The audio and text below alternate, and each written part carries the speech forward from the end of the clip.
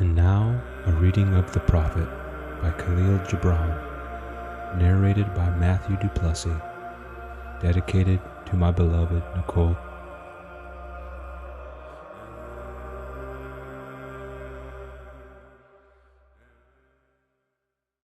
Al-Mustafa, the chosen and the beloved, who was a dawn unto his own day, had awaited 12 years in the city of Orphalese for his ship that was to return and bear him back to the isle of his birth.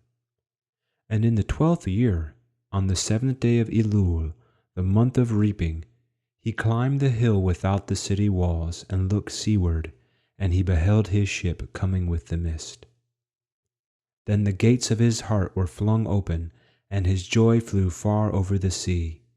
And he closed his eyes and prayed in the silences of his soul. But as he descended the hill, a sadness came upon him, and he thought in his heart, "How shall I go in peace and without sorrow? Nay, not without a wound in the spirit shall I leave this city. Long were the days of pain I have spent within its walls, and long were the nights of aloneness. And who can depart from his pain and his aloneness without regret?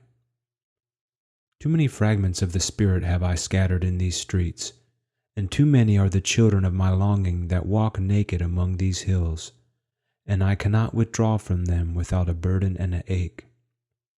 It is not a garment I cast off this day, but a skin that I tear with my own hands. Nor is it a thought I leave behind me, but a heart made sweet with hunger and with thirst. Yet I cannot tarry longer. The sea that calls all things unto her calls me, and I must embark. For to stay, though the hours burn in the night, is to freeze and crystallize and be bound in a mold. Fain would I take with me all that is here, but how shall I? A voice cannot carry the tongue and the lips that gave it wings. Alone must it seek the ether, and alone and without his nest shall the eagle fly across the sun." Now when he reached the foot of the hill, he turned again towards the sea, and he saw his ship approaching the harbor, and upon her prow the mariners, the men of his own land. And his soul cried out to them, and he said, "Sons of my ancient mother, you riders of the tides, how often have you sailed in my dreams, and now you come in my awakening, which is my deeper dream. Ready am I to go, and my eagerness with sails full set awaits the wind. Only another breath will I breathe in this still air, only another loving look cast backward. And then I shall stand among you, a seafarer among seafarers, and you, vast sea, sleepless mother, who alone are peace and freedom to the river and to the stream. Only another winding will this stream make, only another murmur in this glade. And then shall I come to you, a boundless drop to a boundless ocean." And as he walked, he saw from afar men and women leaving their fields and their vineyards and hastening towards the city gates. And he heard their voices calling his name and shouting from field to field, telling one another of the coming of his ship. And he said to himself, "Shall the day of parting be the day of gathering? And shall it be said that my eve was in truth my dawn? And what shall I give unto him who has left his plough in mid-furrow, or to him who has stopped the wheel of his winepress? Shall my heart become a tree, heavy laden with fruit, that I may gather and give unto them? And shall my desires flow like a fountain, that I may fill their cups? Am I a harp that the hand of the mighty may touch me, or a flute that his breath may pass through me? A seeker of silences am I, and what treasure have I found in silences that I may dispense with confidence? If this is my day of harvest, in what fields have I sowed the seed, and in what unremembered seasons? If this indeed be the hour in which I lift up my lantern, it is not my flame that shall burn therein. Empty and dark shall I raise my lantern, and the guardian of the night shall fill it with oil, and he shall light it also.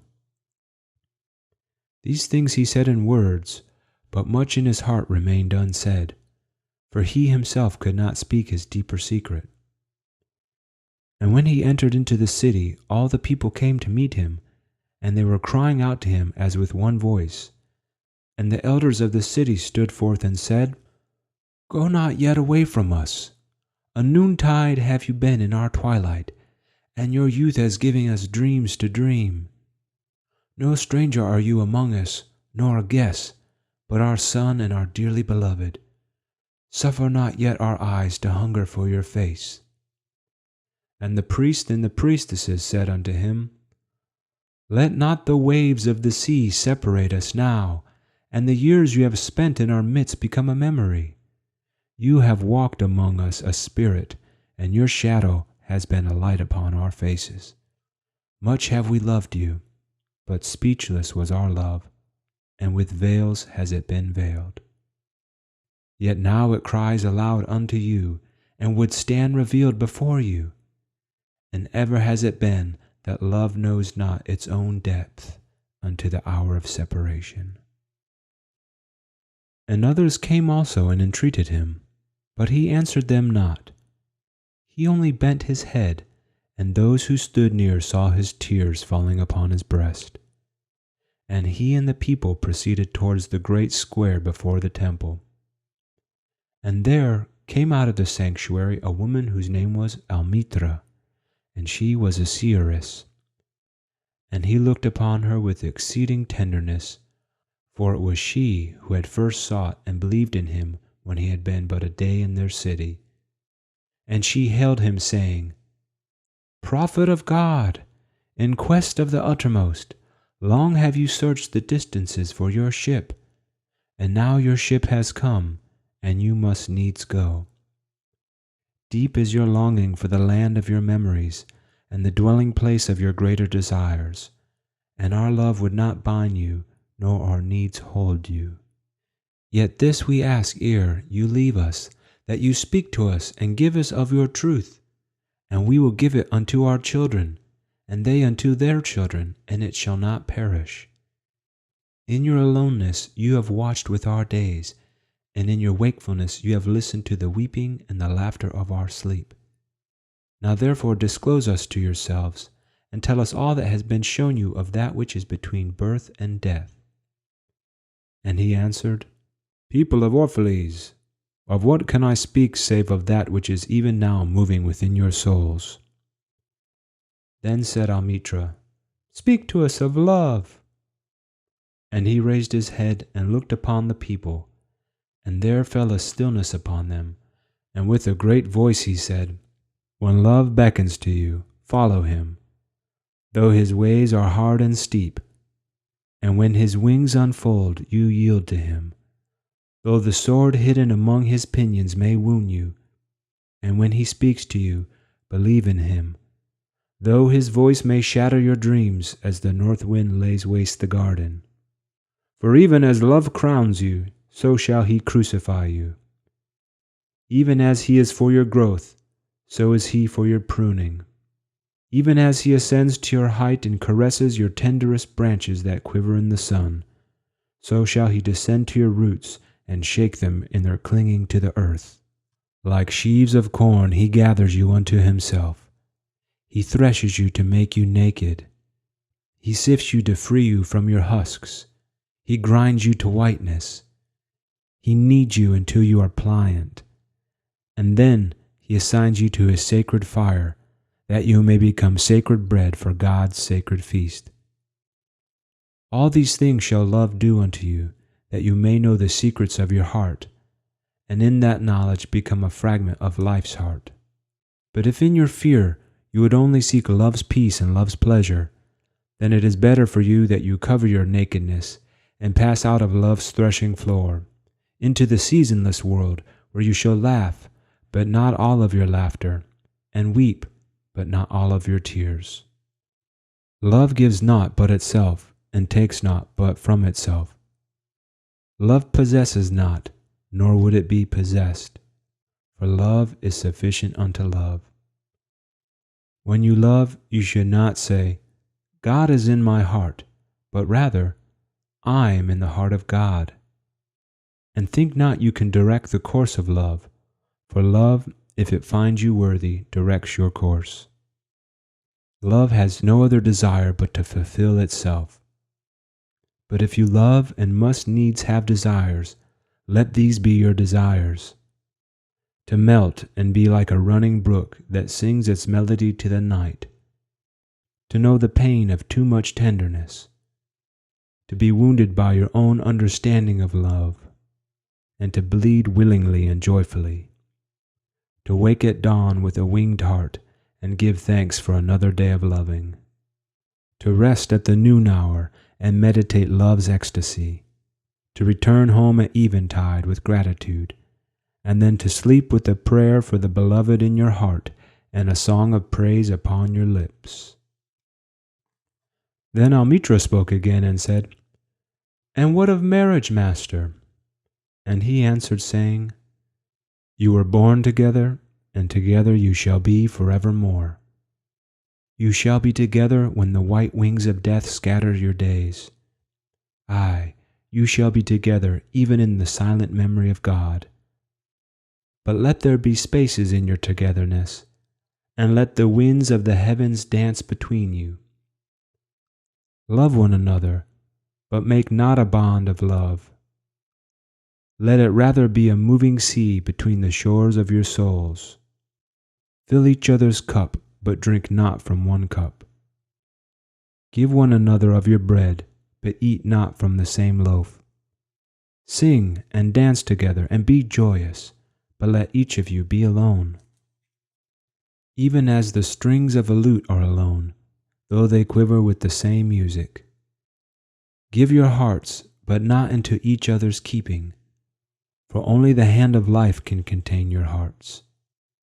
And stand together, yet not too near together, for the pillars of the temple stand apart, and the oak tree and the cypress grow not in each other's shadow. And a woman who held a babe against her bosom said, Speak to us of children. And he said, Your children are not your children. They are the sons and daughters of life's longing for itself. They come through you, but not from you. And though they are with you, yet they belong not to you. You may give them your love, but not your thoughts, for they have their own thoughts. You may house their bodies, but not their souls, for their souls dwell in the house of tomorrow, which you cannot visit, not even in your dreams. You may strive to be like them, but seek not to make them like you. For life goes not backward, nor tarries with yesterday. You are the bows from which your children as living arrows are sent forth. The archer sees the mark upon the path of the infinite, and he bends you with his might, that his arrows may go swift and far. Let your bending in the archer's hand be for gladness, for even as he loves the arrow that flies, so he loves also the bow that is stable. Then said a rich man, Speak to us of giving. And he answered, You give but little when you give of your possessions. It is when you give of yourself that you truly give. For what are your possessions but things you keep and guard for fear you may need them tomorrow? And tomorrow, what shall tomorrow bring to the overprudent dog, bearing bones in the trackless sand as he follows the pilgrims to the holy city? And what is fear of need but need itself? Is not dread of thirst when your well is full, the thirst that is unquenchable? There are those who give little of the much which they have, and they give it for recognition, and their hidden desire makes their gifts unwholesome. And there are those who have little and give it all. These are the believers in life and the bounty of life, and their coffer is never empty. There are those who give with joy, and that joy is their reward. And there are those who give with pain, and that pain is their baptism. And there are those who give and know not pain in giving, nor do they seek joy, nor give with mindfulness of virtue. They give as in yonder valley the myrtle breathes its fragrance into space. Through the hands of such as these God speaks, and from behind their eyes he smiles upon the earth. It is well to give when asked, but it is better to give unasked through understanding. And to the open-handed, the search for one who shall receive is joy greater than giving. And is there aught you should withhold? All you have shall someday be given. Therefore, give now, that the season of giving may be yours and not your inheritors. You often say, I would give, but only to the deserving. The trees in your orchard say not so, nor the flocks in your pasture. They give that they may live, for to withhold is to perish. Surely, he who is worthy to receive his days and his nights is worthy of all else from you. And he who has deserved to drink from the ocean of life deserves to fill his cup from your little stream. And what desert greater shall there be than that which lies in the courage and the confidence, nay, the charity of receiving? And who are you that men should rend their bosom and unveil their pride, that you may see their worth naked and their pride unabashed? See first that you yourself deserve to be a giver and an instrument of giving. For in truth it is life that gives unto life, while you, who deem yourself a giver, are but a witness. And you receivers, and you are all receivers, assume no weight of gratitude, lest you lay a yoke upon yourself and upon him who gives. Rather, rise together with the giver on his gifts as on wings. For to be over-mindful of your debt is to doubt his generosity who has the free-hearted earth for mother and God for father.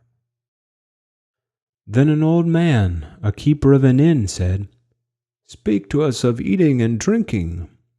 And he said, Would that you could live on the fragrance of the earth, and like an air plant be sustained by the light. But since you must kill to eat, and rob the newly born of its mother's milk to quench your thirst, let it then be an act of worship. And let your board stand an altar on which the pure and the innocent of forest and plain are sacrificed for that which is purer and still more innocent in man. When you kill a beast, say to him in your heart, By the same power that slays you, I too am slain, and I too shall be consumed. For the law that delivered you into my hand shall deliver me into a mightier hand. Your blood and my blood is naught but the sap that feeds the tree of heaven. And when you crush an apple with your teeth, say to it in your heart, Your seed shall live in my body, and the buds of your tomorrow shall blossom in my heart. And your fragrance shall be my breath, and together we shall rejoice through all the seasons.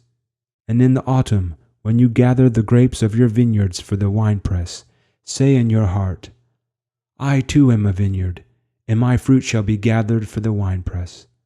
And like new wine, I shall be kept in eternal vessels. And in winter, when you draw the wine, let there be in your heart a song for each cup. And let there be in the song a remembrance for the autumn days, and for the vineyard, and for the winepress. Then a plowman said, Speak to us of work. And he answered, saying, You work that you may keep pace with the earth and the soul of the earth. For to be idle is to become a stranger unto the seasons, and to step out of life's procession that marches in majesty and proud submission towards the infinite. When you work, you are a flute through whose heart the whispering of the hours turns to music. Which of you would be a reed, dumb and silent, when all else sings together in unison? Always you have been told that work is a curse and labor a misfortune. But I say to you that when you work, you fulfill a part of earth's furthest dream assigned to you when that dream was born. And in keeping yourself with labor, you are in truth loving life. And to love life through labor is to be intimate with life's inmost secret. But if you in your pain call birth an affliction, and the support of the flesh a curse written upon your brow, then I answer that naught but the sweat of your brow shall wash away that which is written. You have been told also that life is darkness, and in your weariness you echo what was said by the weary. And I say that life is indeed darkness, save when there is urge. And all urge is blind, save when there is knowledge. And all knowledge is vain, save when there is work. And all work is empty, save when there is love. And when you work with love, you bind yourself, and to one another, and to God. And what is it to work with love? It is to weave the cloth with threads drawn from your heart, even as if your beloved were to wear that cloth. It is to build a house with affection, even as if your beloved were to dwell in that house. It is to sow seeds with tenderness and reap the harvest with joy, even as if your beloved were to eat the fruit. It is to charge all things you fashion with the breath of your own spirit, and to know that all the blessed dead are standing about you and watching. Often have I heard you say, as if speaking in sleep, he who works in marble and finds the shape of his own soul in the stone is nobler than he who plows the soil. And he who seizes the rainbow to lay it on a cloth in the likeness of man is more than he who makes the sandals for our feet. But I say, not in sleep, but in the over-wakefulness of noontide, that the wind speaks not more sweetly to the giant oaks than to the least of all the blades of grass. And he alone is great who turns the voice of the wind into a song made sweeter by his own loving. Work is love made visible. And if you cannot work with love, but only with distaste, it is better that you should leave your work and sit at the gate of the temple and take alms for those who work with joy. For if you bake bread with indifference, you bake a bitter bread that feeds but half man's hunger. And if you grudge the crushing of the grapes, your grudge distills a poison into the wine. And if you sing though as angels, and love not the singing, you muffle man's ears to the voices of the day and the voices of the night. Then a woman said, "Speak to us of joy and sorrow."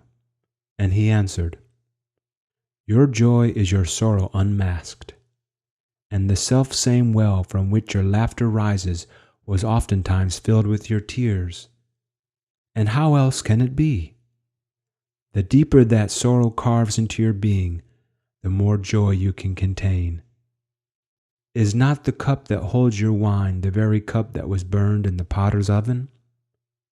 And is not the lute that soothes your spirit the very wood that was hollowed with knives? When you are joyous, look deep into your heart, and you shall find it is only that which has given you sorrow that is giving you joy. When you are sorrowful, look again in your heart, and you shall see that in truth you are weeping for that which has been your delight. Some of you say, joy is greater than sorrow, and others say, nay, sorrow is the greater. But I say unto you, they are inseparable. Together they come, and when one sits alone with you at your board, remember that the other is asleep upon your bed. Verily, you are suspended like scales between your sorrow and your joy. Only when you are empty are you at standstill and balanced. When the treasure keeper lifts you to weigh his gold and his silver, needs must your joy or your sorrow rise or fall. Then a mason came forth and said, "Speak to us of houses." And he answered and said, "Build of your imaginings a bower in the wilderness, ere you build a house within the city walls. For even as you have homecomings in your twilight, so has the wanderer in you, the ever distant and alone. Your house is your larger body. It grows in the sun and sleeps in the stillness of the night, and it is not dreamless. Does not your house dream? And dreaming, leave the city for grove or hilltop? Would that I could gather your houses into my hand, and like a sower scatter them in forest and meadow. Would the valleys were your streets, and the green paths your alleys, that you might seek one another through vineyards, and come with the fragrance of the earth in your garments. But these things are not yet to be. In their fear your forefathers gathered you too near together, and that fear shall endure a little longer. A little longer shall your city walls separate your hearths from your fields. And tell me, people of Orphalese, what have you in these houses? And what is it you guard with fastened doors? Have you peace, the quiet urge that reveals your power? Have you remembrances, the glimmering arches that span the summits of the mind? Have you beauty that leads the heart from things fashioned of wood and stone to the holy mountain? Tell me, have you these in your houses? Or have you only comfort and the lust for comfort, that stealthy thing that enters the house a guest, and then becomes a host, and then a master? Ay, and it becomes a tamer, and with hook and scourge makes puppets of your larger desires. Though its hands are silken, its heart is of iron. It lulls you to sleep only to stand by your bed and jeer at the dignity of the flesh. It makes mock of your sound senses and lays them in thistledown like fragile vessels. Verily, the lust for comfort murders the passion of the soul, and then walks, grinning in the funeral. But you, children of space, you restless in rest, you shall not be trapped nor tamed. Your house shall not be an anchor. Your house shall be not an anchor, but a mast. It shall not be a glistening film that covers a wound, but an eyelid that guards the eye. You shall not fold your wings that you may pass through doors, nor bend your heads that they strike not against a ceiling, nor fear to breathe lest walls should crack and fall down. You shall not dwell in tombs made by the dead for the living. And though of magnificence and splendor, your house shall not hold your secret, nor shelter your longing. For that which is boundless in you abides in the mansion of the sky, whose door is the morning mist, and whose windows are the songs and the silences of night. And the weaver said, Speak to us of clothes. And he answered, Your clothes conceal much of your beauty, yet they hide not the unbeautiful. And though you seek in garments the freedom of privacy, you may find in them a harness and a chain. Would that you could meet the sun and the wind with more of your skin and less of your raiment. For the breath of life is in the sunlight, and the hand of life is in the wind. Some of you say, It is the north wind who has woven the clothes we wear. And I say, Aye, it was the north wind, but shame was his loom, and the softening of the sinews was his thread. And when his work was done, he laughed in the forest. Forget not that modesty is for a shield against the eye of the unclean. And when the unclean shall be no more, what were modesty but a fetter and a fouling of the mind? And forget not that the earth delights to feel your bare feet, and the winds long to play with your hair. And a merchant said, Speak to us of buying and selling. And he answered and said, To you the earth yields her fruit, and you shall not want it if you but know how to fill your hands. It is in exchanging the gifts of the earth that you shall find abundance and be satisfied. Yet unless the exchange be in love and kindly justice, it will but lead some to greed and others to hunger. When in the marketplace you toilers of the sea and fields and vineyards meet the weavers and the potters and the gatherers of spices, invoke then the master spirit of the earth to come into your midst and sanctify the scales and the reckoning that weighs value against value. And suffer not the barren-handed to take part in your transactions, who would sell their words for your labor. To such men you should say, Come with us to the field, or go with our brothers to the sea and cast your net, for the land and the sea shall be bountiful to you even as to us. And if there come the singers and the dancers and the flute players, buy of their gifts also, for they too are gatherers of fruit and frankincense, and that which they bring, though fashioned of dreams, is raiment and food for your soul. And before you leave the marketplace, see that no one has gone his way with empty hands. For the master spirit of the earth shall not sleep peacefully upon the wind till the needs of the least of you are satisfied. Then one of the judges of the city stood forth and said, Speak to us of crime and punishment. And he answered, saying, It is when your spirit goes wandering upon the wind, that you, alone and unguarded, commit a wrong unto others, and therefore unto yourself. And for that wrong committed must you knock and wait a while unheeded at the gate of the blessed. Like the ocean is your God-self, it remains forever undefiled, and like the ether it lifts but the winged. Even like the sun is your God-self, it knows not the ways of the mole, nor seeks it the holes of the serpent, but your God-self dwells not alone in your being.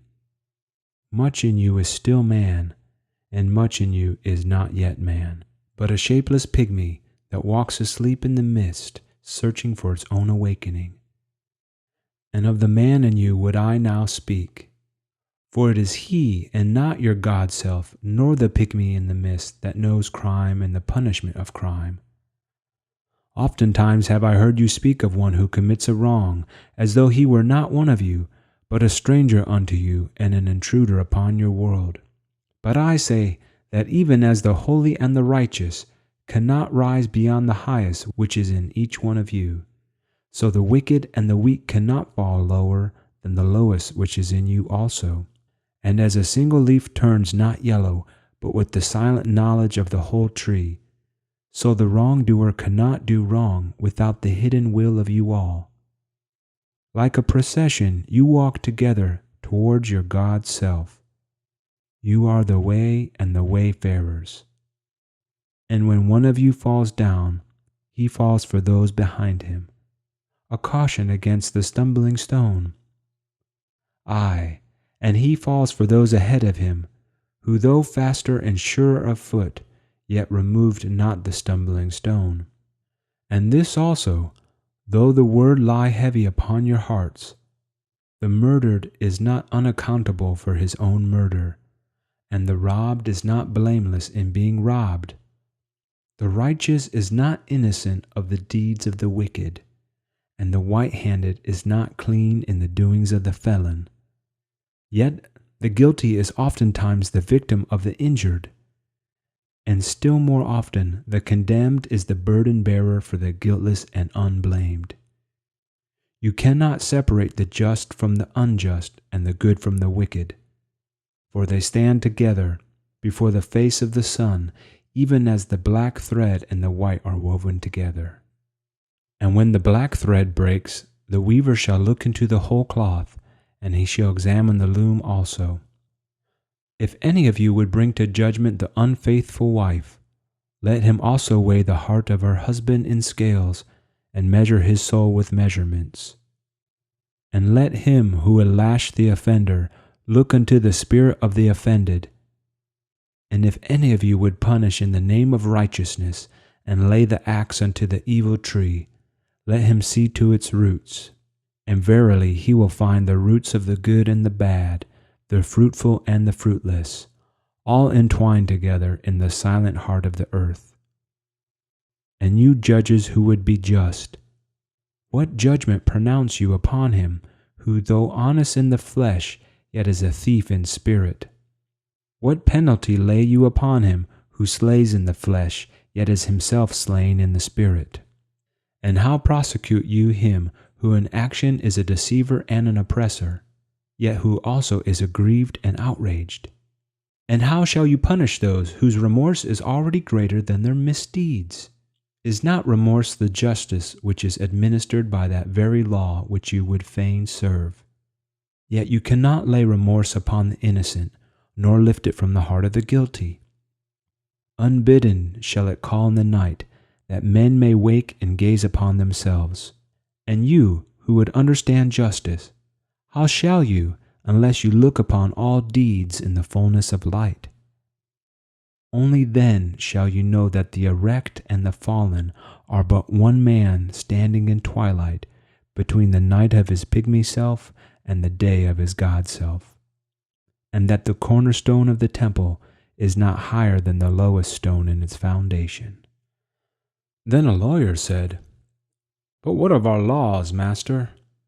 And he answered, "You delight in laying down laws, yet you delight more in breaking them. Like children playing by the ocean, who build sand towers with constancy and then destroy them with laughter. But while you build your sand towers, the ocean brings more sand to the shore, and when you destroy them, the ocean laughs with you. Verily, the ocean laughs always with the innocent. But what of those to whom life is not an ocean, and man-made laws are not sand towers, but to whom life is a rock, and the law is a chisel with which they would carve it in their own likeness? What of the cripple who hates dancers? What of the ox who loves his yoke and deems the elk and deer of the forest stray and vagrant things? What of the old serpent who cannot shed his skin and calls all others naked and shameless? And of him who comes early to the wedding feast, and when overfed and tired, goes his way, saying that all feasts are violation and all feasters lawbreakers? What shall I say of these, save that they too stand in the sunlight, but with their backs to the sun? They see only their shadows, and their shadows are their laws. And what is the sun to them but a caster of shadows? And what is it to acknowledge the laws, but to stoop down and trace their shadows upon the earth? But you who walk facing the sun, what images drawn on the earth can hold you? You who travel with the wind, what weather vane shall direct your course?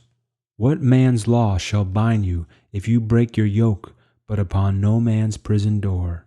What laws shall you fear if you dance, but stumble against no man's iron chains? And who is he that shall bring you to judgment if you tear off your garment, yet leave it in no man's path? People of Orphalese, you can muffle the drum, and you can loosen the strings of the lyre, but who shall command the skylark not to sing? And an orator said, "Speak to us of freedom." And he answered, "At the city gate and by your fireside, I have seen you prostrate yourself and worship your own freedom, even as slaves humble themselves before a tyrant and praise him though he slays them. Aye, in the grove of the temple and in the shadow of the citadel, I have seen the freest among you wear their freedom as a yoke and a handcuff. And my heart bled within me, for you can only be free when even the desire of seeking freedom becomes a harness to you, and when you cease to speak of freedom as a goal and a fulfillment. You shall be freed indeed when your days are not without a care, nor your nights without a want and a grief, but rather when these things girdle your life, and yet you rise above them naked and unbound. And how shall you rise beyond your days and nights, unless you break the change which you at the dawn of your understanding have fastened around your noon hour?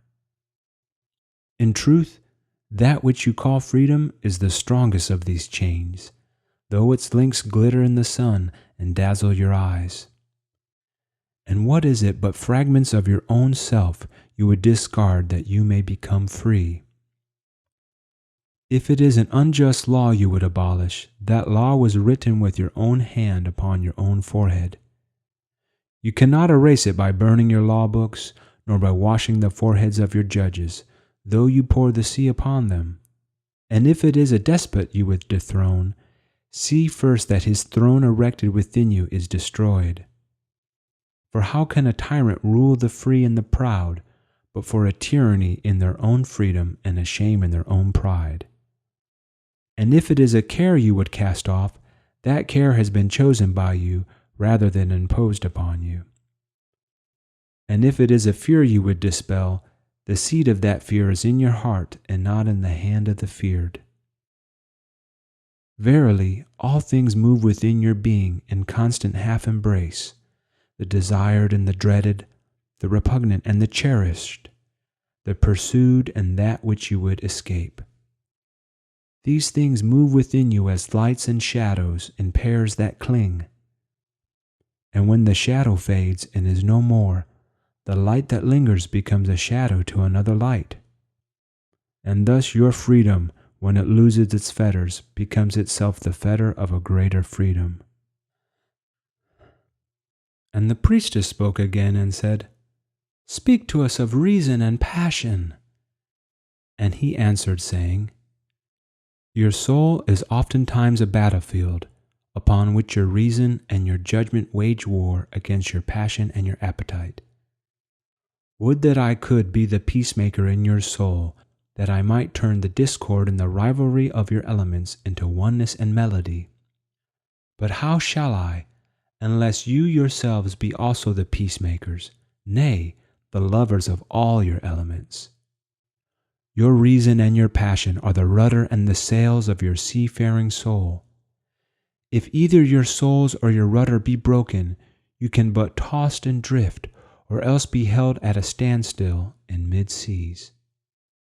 For reason, ruling alone, is a force confining, and passion, unattended, is a flame that burns to its own destruction.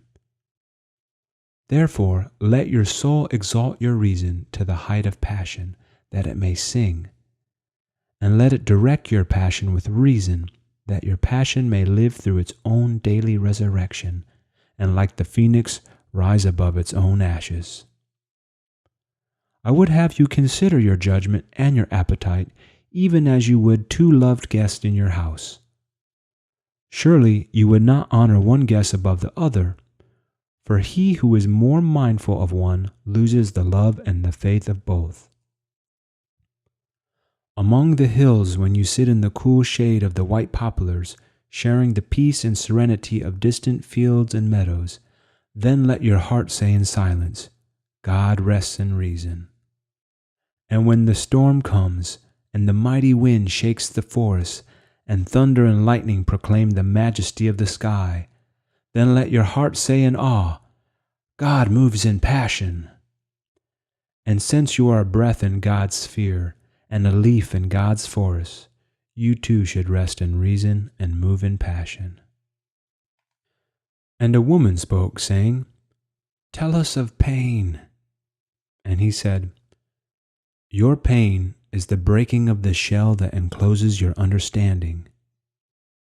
Even as the stone of the fruit must break, that its heart may stand in the sun, so must you know pain. And could you keep your heart in wonder at the daily miracles of your life, your pain would not seem less wondrous than your joy. And you would accept the seasons of your heart, even as you have always accepted the seasons that pass over your fields. And you would watch with serenity through the winters of your grief. Much of your pain is self-chosen. It is the bitter potion by which the physician within you heals your sick self. Therefore, trust the physician and drink his remedy in silence and tranquility. For his hand, though heavy and hard, is guided by the tender hand of the unseen. And the cup he brings, though it burn your lips, has been fashioned of the clay which the potter has moistened with his own sacred tears. And a man said, Speak to us of self-knowledge. And he answered, saying, Your hearts know in silence the secrets of the days and the nights, but your ears thirst for the sound of your heart's knowledge. You would know in words that which you have always known in thought. You would touch with your fingers the naked body of your dreams. And it is well you should. The hidden wellspring of your soul must need rise and run murmuring to the sea, and the treasure of your infinite depths would be revealed to your eyes. But let there be no scales to weigh your unknown treasure, and seek not the depths of your knowledge with staff or sounding line. For self is a sea boundless and measureless. Say not, I have found the truth, but rather, I have found a truth. Say not, I have found the path of the soul. Say rather, I have met the soul walking upon my path. For the soul walks upon all paths. The soul walks not upon a line, neither does it grow like a reed. the soul unfolds itself like a lotus of countless petals. Then a teacher said, "Speak to us of teaching."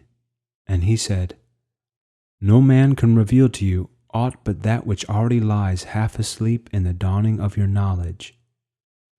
The teacher who walks in the shadow of the temple among his followers gives not of his wisdom, but rather of his faith and his lovingness.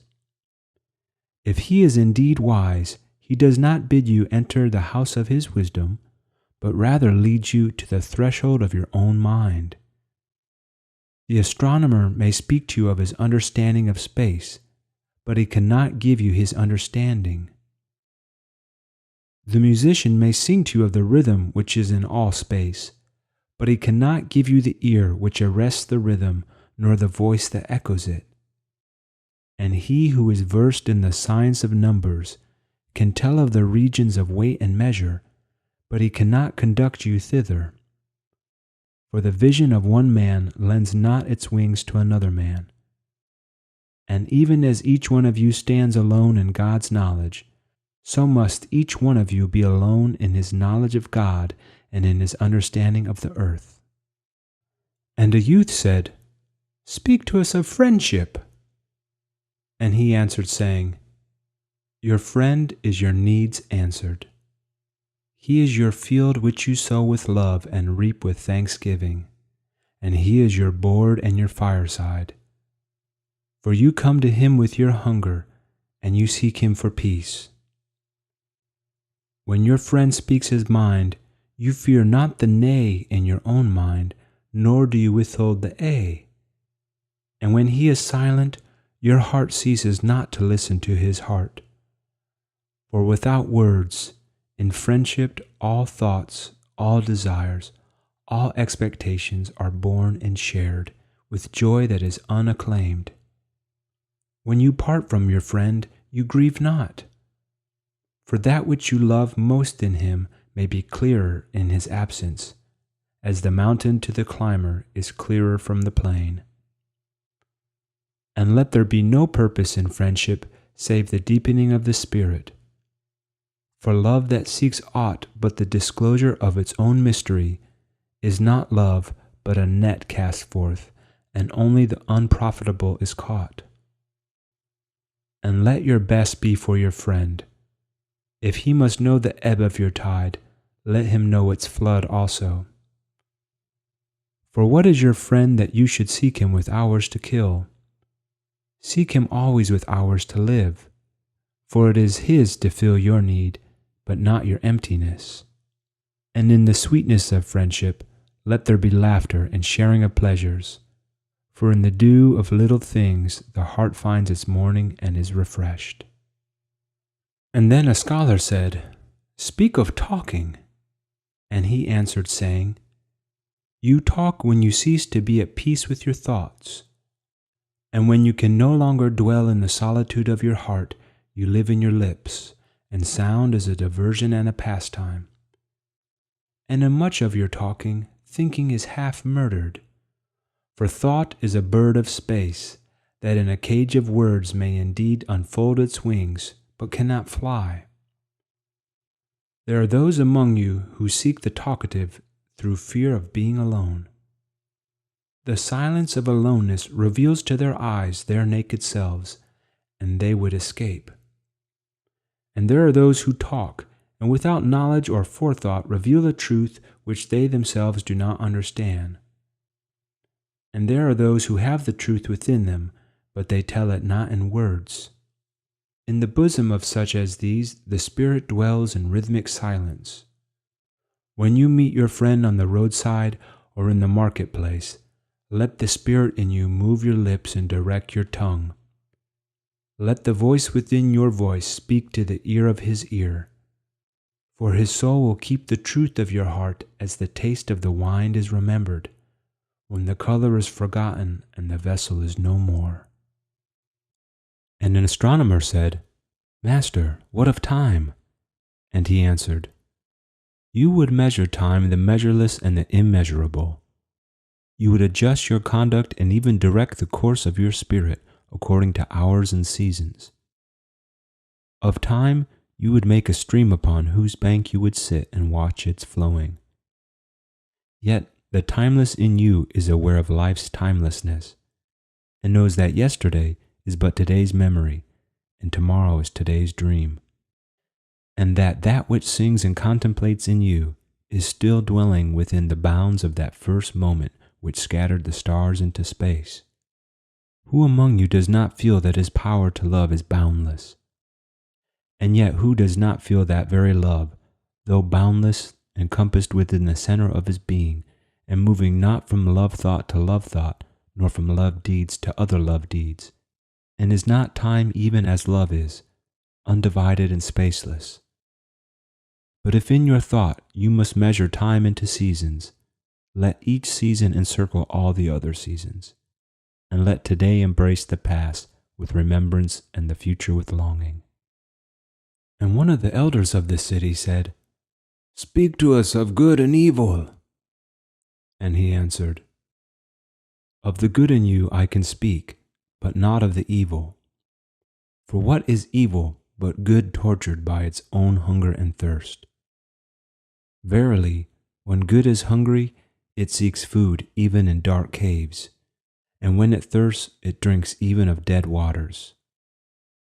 You are good when you are one with yourself, yet when you are not one with yourself, you are not evil.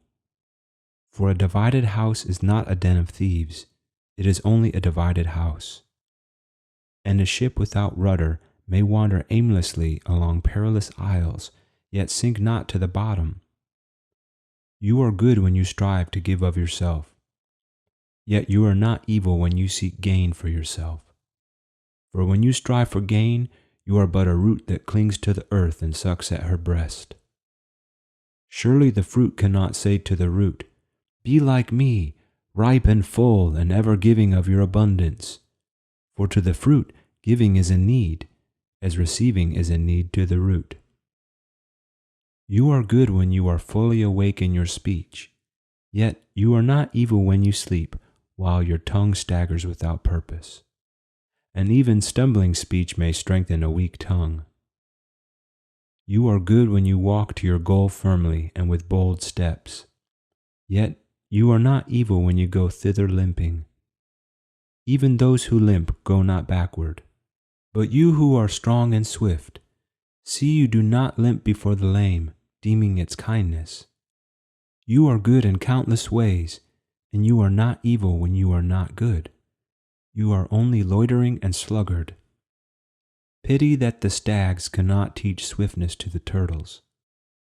In your longing for your giant self lies your goodness, and that longing is in all of you.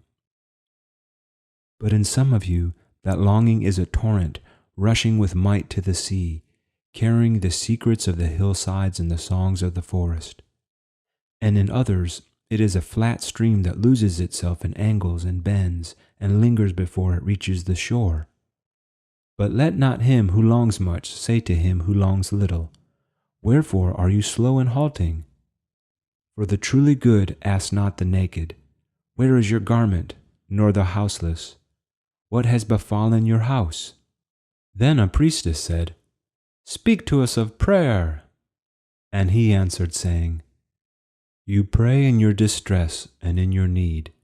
Would that you might pray also in the fullness of your joy and in your days of abundance. For what is prayer but the expansion of yourself into the living ether? And if it is for your comfort to pour your darkness into space, it is also for your delight to pour forth the dawning of your heart. And if you cannot but weep when your soul summons you to prayer, she should spurn you again and yet again through weeping until you shall come laughing. When you pray, you rise to meet in the air those who are praying at that very hour, and whom save in prayer you may not meet. Therefore, let your visit to that temple invisible be for naught but ecstasy and sweet communion. For if you should enter the temple for no other purpose than asking, you shall not receive. And if you should enter into it to humble yourself, you shall not be lifted. Or even if you should enter into it to beg for the good of others, you shall not be heard. It is enough that you enter the temple invisible. I cannot teach you how to pray in words. God listens not to your words, save when He Himself utters them through your lips. And I cannot teach you the prayer of the seas and the forests and the mountains. But you who are born of the mountains and the forests and the seas can find their prayer in your heart. And if you but listen in the stillness of the night, you shall hear them saying in silence, Our God, who art our winged self, it is thy will in us that willeth. It is thy desire in us that desireth. It is thy urge in us that would turn our nights, which are thine, into days which are thine also. We cannot ask thee for aught, for thou knowest our needs before they are born in us. Thou art our need, and in giving us more of thyself, thou givest us all. Then a hermit who visited the city once a year came forth and said, Speak to us of pleasure. And he answered, saying, Pleasure is a freedom song, but it is not freedom. It is the blossoming of your desires, but it is not their fruit. It is a depth calling unto a height, but it is not the deep nor the high. It is the caged taking wing, but it is not space encompassed. Aye, in very truth, pleasure is a freedom song. And I fain would have you sing it with your fullness of heart, yet I would not have you lose your hearts in the singing. Some of your youth seek pleasure as if it were all, and they are judged and rebuked. I would not judge nor rebuke them. I would have them seek. For they shall find pleasure, but not her alone. 7 are her sisters, and the least of them is more beautiful than pleasure. Have you not heard of the man who was digging in the earth for roots and found a treasure? And some of your elders remember pleasures with regret, like wrongs committed in drunkenness. But regret is the beclouding of the mind and not its chastisement. They should remember their pleasures with gratitude, as they would the harvest of a summer. Yet, if it comforts them to regret, let them be comforted. And there are among you those who are neither young to seek nor old to remember, and in their fear of seeking and remembering, they shun all pleasures, lest they neglect the Spirit or offend against it. But even in their foregoing is their pleasure, and thus they too find a pleasure, though they dig for roots with quivering hands. But tell me, who is he that can offend the Spirit? Shall the nightingale offend the stillness of the night, or the firefly the stars? And shall your flame or your smoke burden the wind? Think you the Spirit is a still pool which you can trouble with a staff? Oftentimes, in denying yourself pleasure, you do but store the desire in the recesses of your being. Who knows but that which seems omitted today waits for tomorrow? Even your body knows its heritage and its rightful need and will not be deceived. And your body is the harp of your soul, and it is yours to bring forth sweet music from it or confused sounds. And now you ask in your heart, how shall we distinguish that which is good in pleasure from that which is not good? Go to your fields and your gardens, and you shall learn that it is the pleasure of the bee to gather honey of the flower. But it is also the pleasure of the flower to yield its honey to the bee. For to the bee a flower is a fountain of life, and to the flower a bee is a messenger of love. And to both, bee and flower, the giving and the receiving of pleasure is a need and an ecstasy. People of Orphalese, be in your pleasure like the flowers and the bees. And a poet said, Speak to us of beauty. And he answered, Where shall you seek beauty, and how shall you find her, unless she herself be your way and your guide? And how shall you speak of her, except she be the weaver of your speech? The aggrieved and the injured say, Beauty is kind and gentle. Like a young mother, half shy of her own glory, she walks among us. And the passionate say, Nay, beauty is a thing of might and dread, Like the tempest, she shakes the earth beneath us and the sky above us. The tired and the weary say, beauty is of soft whisperings. She speaks in our spirit. Her voice yields to our silences like a faint light that quivers in fear of the shadow. But the restless say, we have heard her shouting among the mountains, and with her cries came the sound of hooves, and the beating of wings, and the roaring of lions. At night the watchmen of the city say, beauty shall rise with the dawn from the east. And at noontide the toilers and the wayfarers say, we have seen her leaning over the earth from the windows of the sunset. In winter say the snowbound, she shall come with the spring leaping upon the hills. And in the summer heat the reapers say, we have seen her dancing with the autumn leaves, and we saw a drift of snow in her hair. All these things have you said of beauty, yet in truth you spoke not of her, but of needs unsatisfied. And beauty is not a need, but an ecstasy. It is not a mouth thirsting, nor an empty hand stretched forth, but rather a heart inflamed and a soul enchanted. It is not the image you would see, nor the song you would hear, but rather an image you see, though you close your eyes, and a song you hear, though you shut your ears. It is not the sap within the furrowed bark, nor a wing attached to a claw, but rather a garden forever in bloom, and a flock of angels forever in flight. People of Orphalese, beauty is life when life unveils her holy face, but you are life, and you are the veil. Beauty is eternity gazing at itself in a mirror, but you are eternity, and you are the mirror. And an old priest said, speak to us of religion. And he said, have I spoken this day of aught else? Is not religion all deeds and all reflection? And that which is neither deed nor reflection, but a wonder and a surprise ever springing in the soul, even while the hands hew the stone or tend the loom. Who can separate his faith from his actions, or his belief from his occupations? Who can spread his hours before him, saying, this for God, and this for myself, this for my soul, and this other for my body? All your hours are wings that beat through space from self to self. He who wears his morality but as his best garment were better naked.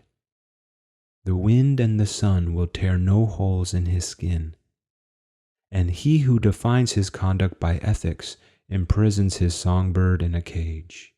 The freest song comes not through bars and wires, and he to whom worshipping is a window to open but also to shut has not yet visited the house of his soul, whose windows are from dawn to dawn.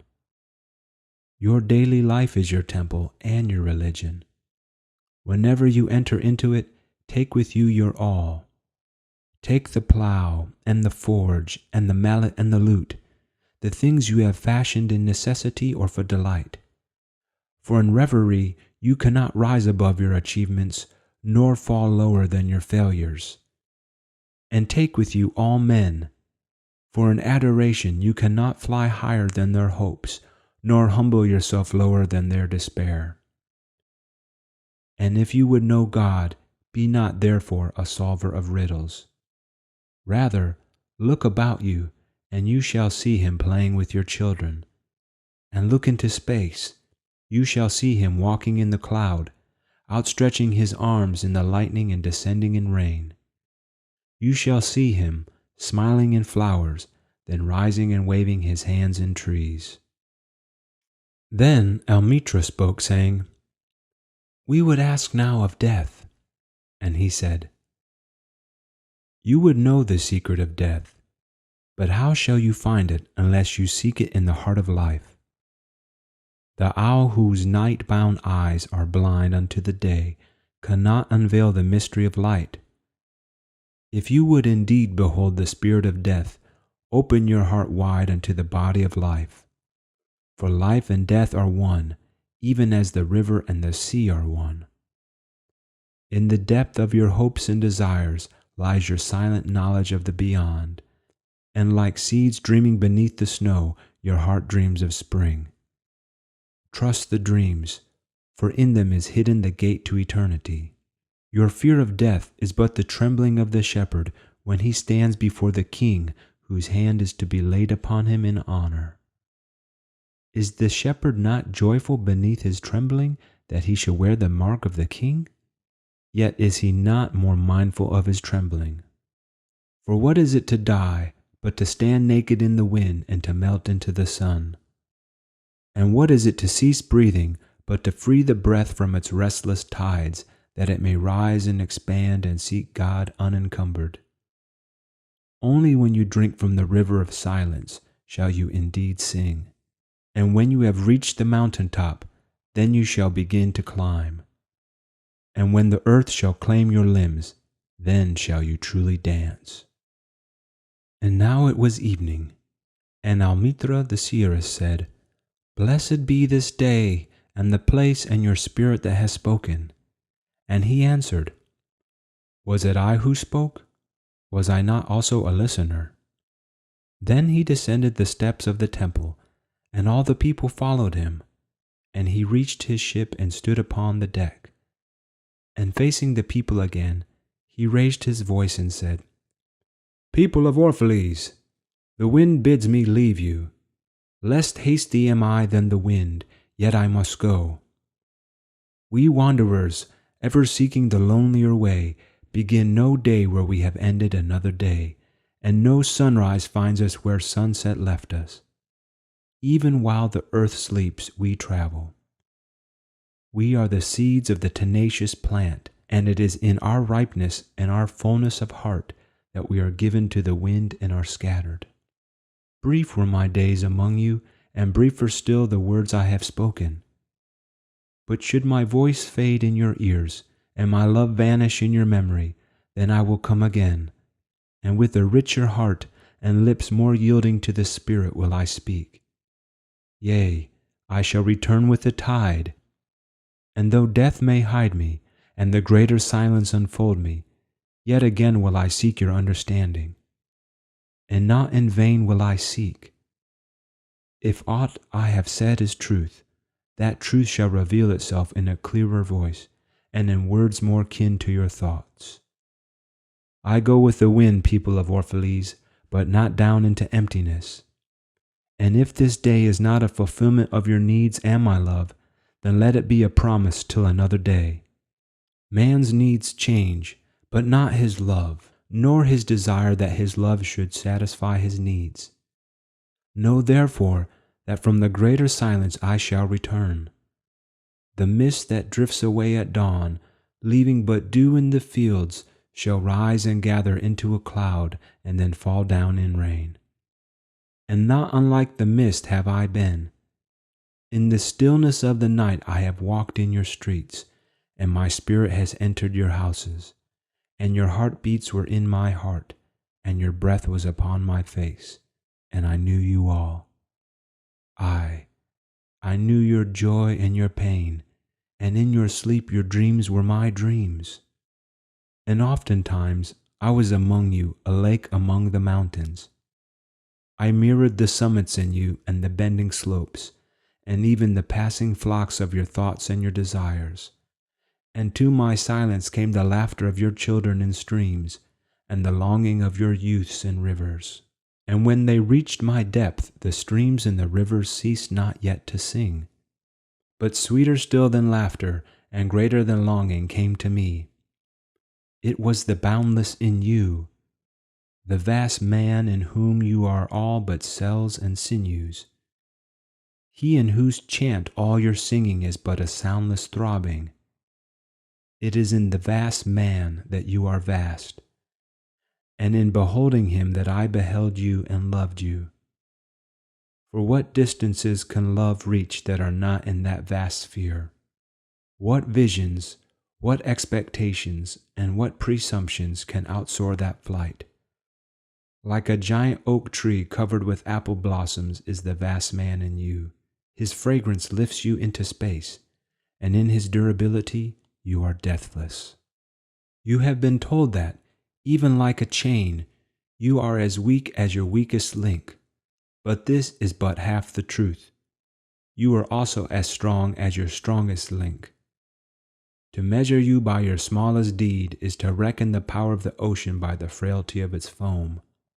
To judge you by your failures is to cast blame upon the seasons for their inconstancy. Aye, you are like an ocean, and though heavy-grounded ships await the tide upon your shores, yet, even like an ocean, you cannot hasten your tides. And like the seasons you are also, and though in your winter you deny your spring, yet spring, reposing within you, smiles in her drowsiness and is not offended. Think not I say these things in order that you may say the one to the other, He praised us well, he saw but the good in us. I only speak to you in words of that which you yourselves know in thought. And what is word knowledge but a shadow of wordless knowledge? Your thoughts and my words are waves from a sealed memory that keeps records of our yesterdays, and of the ancient days when the earth knew not us nor herself, and of nights when earth was upwrought with confusion. Wise men have come to you to give you of their wisdom. I came to take of your wisdom. And behold, I have found that which is greater than wisdom. It is a flame spirit in you, ever gathering more of itself, while you, heedless of its expansion, bewail the withering of your days. It is life in quest of life in bodies that fear the grave. There are no graves here. These mountains and plains are a cradle and a stepping stone. Whenever you pass by the field where you have laid your ancestors, look well thereupon, and you shall see yourselves and your children dancing hand in hand. Verily, you often make merry without knowing.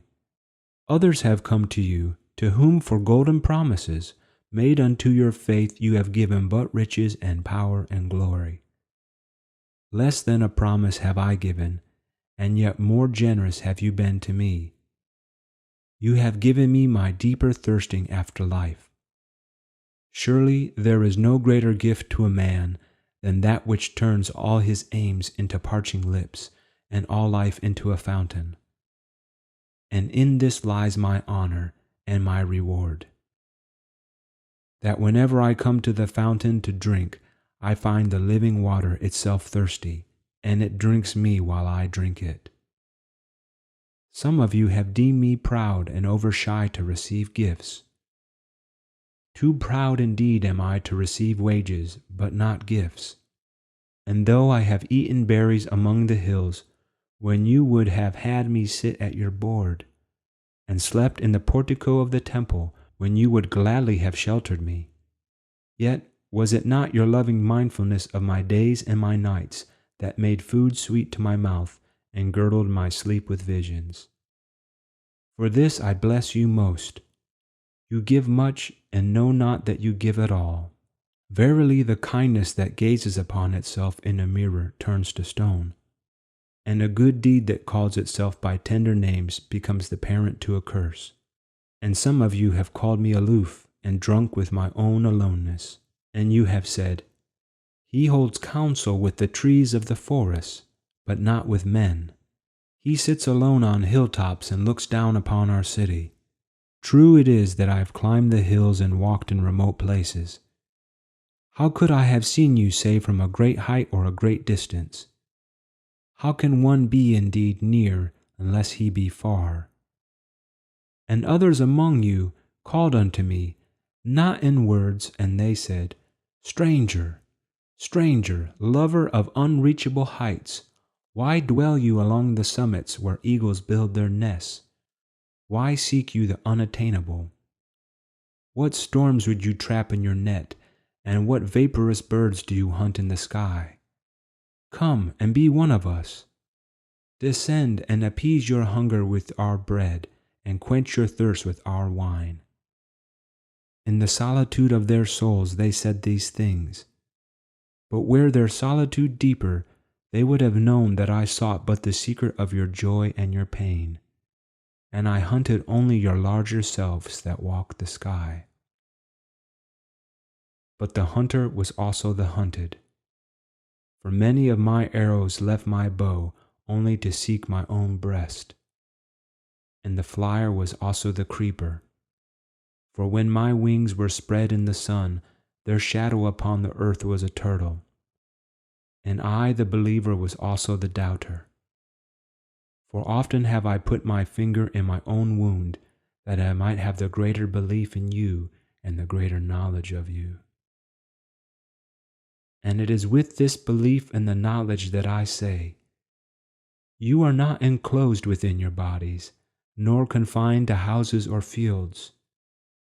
That which is you dwells above the mountain and roves with the wind. It is not a thing that crawls into the sun for warmth or digs holes into darkness for safety, but a free thing, a spirit that envelops the earth and moves in the ether. If these be vague words, then seek not to clear them. Vague and nebulous is the beginning of all things, but not their end. And I fain would have you remember me as a beginning. Life and all that lives is conceived in the mist and not in the crystal. And who knows but a crystal is mist in decay? This would I have you remember in remembering me. That which seems most feeble and bewildered in you is the strongest and most determined. Is it not your breath that has erected and hardened the structure of your bones? And is it not a dream which none of you remember having dreamt that builded your city and fashioned all there is in it? Could you but see the tides of that breath, you would cease to see all else. And if you could hear the whispering of the dream, you would hear no other sound. But you do not see, nor do you hear, and it is well. The veil that clouds your eyes shall be lifted by the hands that wove it, and the clay that fills your ears shall be pierced by those fingers that kneaded it. And you shall see, and you shall hear. Yet you shall not deplore having known blindness, nor regret having been deaf. For in that day you shall know the hidden purposes in all things, and you shall bless darkness as you would bless light. After saying these things, he looked about him, and he saw the pilot of his ship standing by the helm and gazing now at the full sails and now at the distance. And he said, Patient over patient is the captain of my ship.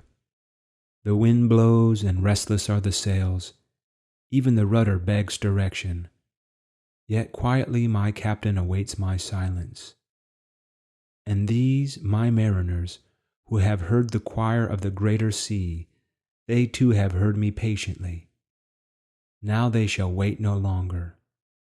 I am ready. The stream has reached the sea, and once more the great mother holds her son against her breast. Fare you well, people of Orphalese. This day has ended. It is closing upon us even as the water lily upon its own tomorrow. What was given us here we shall keep, and if it suffices not, then again must we come together and together stretch our hands unto the giver. Forget not that I shall come back to you. A little while, and my longing shall gather dust and a foam for another body. A little while, a moment of rest upon the wind, and another woman shall bear me. Farewell to you and the youth I have spent with you. It was but yesterday we met in a dream. You have sung to me in my aloneness, and I of your longings have built a tower in the sky. But now our sleep has fled, and our dream is over, and it is no longer dawn. The noontide is upon us, and our half-waking has turned to fuller day, and we must part. If in the twilight of memory we shall meet once again, we shall speak again together, and you shall sing to me a deeper song. And if our hands should meet in another dream, we shall build another tower in the sky. So saying, he made a signal to the seamen, and straightway they weighed anchor, and cast the ship loose from its moorings, and they moved eastward. And a cry came from the people as from a single heart, and it rose into the dusk and was carried out over the sea like a great trumpeting. Only Almitra was silent, gazing after the ship until it had vanished into the mist. And when all the people were dispersed, she still stood alone upon the sea wall, remembering in her heart his saying, "A little while, a moment of rest upon the wind, and another woman shall bear me."